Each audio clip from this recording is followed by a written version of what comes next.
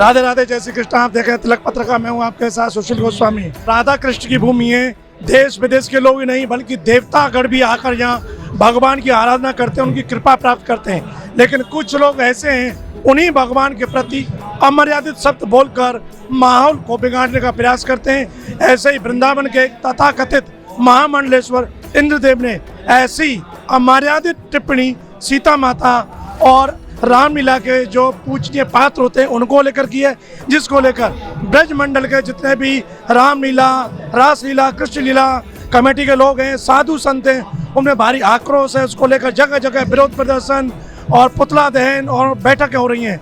आइए रामलीला के जो एक परंपरागत रूप से मथुरा के चतुर्वेदी समाज के लोग करते आए, उन लोगों ने आज इस पर बहुत रोष व्यक्त किया।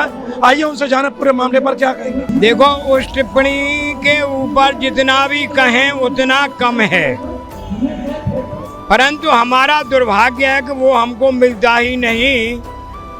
ऐसे सठम साठ्यम समाचरित पब्लिक क्या करेगी? हम लोग जैसे सनातनी ब्राह्मण, आप समझिए नहीं कि करोड़ों लोग इसको जो सुनते हैं उन पे भी आश्चर्य आता है। वो भी निंदा नहीं करते कि तुम क्या कर रहे हो। उन शब्दों को हम दोहरा नहीं सकते हैं। हम यहाँ धार्मिक सनातन धर्म को, अपने को प्रगाढ़ता करने के लिए, उसको मजबूती प्रदान करने के लिए, और जो राम कृष्ण और भगवान शंकर पर जो अभद्र टिप्पणी होती हैं, नित्य नए कथाकार बन जाते हैं। अरे तुम्हारे कुछ पता है क्या है? कोई गुरु है?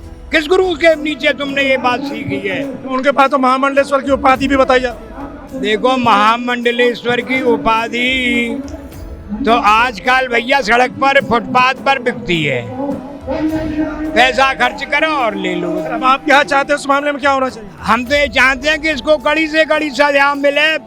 हम कल मथुरा में विश्राम घाट पर एक बृहद अपनी पंचायत कर रहे हैं, जिससे इसके विरुद्ध कड़ी से कड़ी कार्रवाई की जाए। मुझे 56 साल हो गए।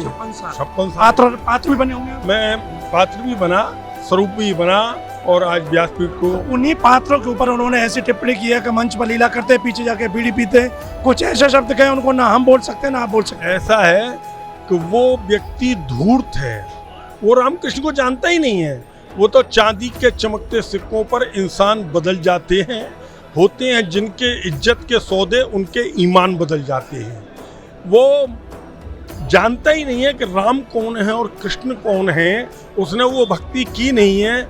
उसने तो पैसे के बल पर ये केवल नाचे गावे तोरे तान का रूप लिया है।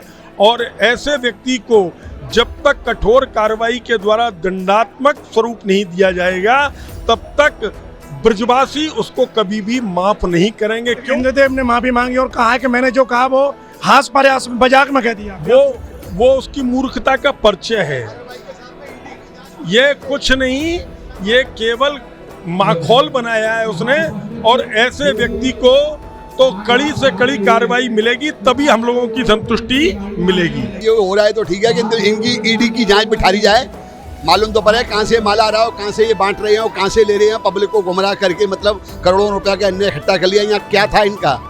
ये महाराष्ट्र के रहने वाले हैं, वहाँ इनका पुराना स्थान है, या गाँव में इनका जन्मभूमि होगा, यानी इनका जलगांव में बहुत बड़ा स्थान है। मालूम तो पड़े, ईडी सरकार मतलब इनकी जांच करे। और ये जो हो रहा है वो बहुत गलत किया है इन्होंने, इनको दंडित करना चाहिए, इनकी रिपोर्ट करा के इनको बंद कराना चाहिए। देखो, हमने दिखाया कि ये वो लोग हैं जो सदियों से, कई दशकों से परंपरागत रूप से रामलीला कर रहे हैं। और मथुरा की चतुर्वेदी समाज की जो रामलीला की मंडलियां हैं वो पूरे भारत भर में विख्यात हैं। और रामलीला के पात्रों पर उन्होंने जिस तरह की टिप्पणी की है इंद्रदेव ने, उसको लेकर हमने आक्रोश और सीधे शब्दों में कह दिया कि इनके खिलाफ दंडात्मक कार्रवाई हो और इन्होंने जो अकुत संपत्ति एकत्रित की है उसकी ईडी की जांच हो, क्योंकि इन्होंने धर्म विरुद्ध काम किया है। व्यासपीठ पर बैठ गए ऐसे शब्दों का प्रयोग, क्योंकि व्यास को भगवान का रूप कहा जाता है, कहते हैं व्यासाय च विष्णु रूपाय, और उस गति पर बैठकर ऐसे शब्दों का इस्तेमाल कोई भी नहीं करता। बड़ा निंदनीय है, कार्रवाई की मांग की जा रही है। अब देखना है कि जो इंद्रदेव को लेकर जो विरोध की ब्रज में एक ज्वाला भड़की है वो कहाँ जाकर शांत होगी, और इंद्रदेव इस मामले पर किस तरह से क्षमा याचना करते हैं या ब्रजवासी लोग उसको कैसे क्षमा देते हैं। तिलक पत्रिका के लिए अपने साथी कैमरा पर्सन रिंकू वर्मा के साथ वृंदावन से मैं सुशील गोस्वामी।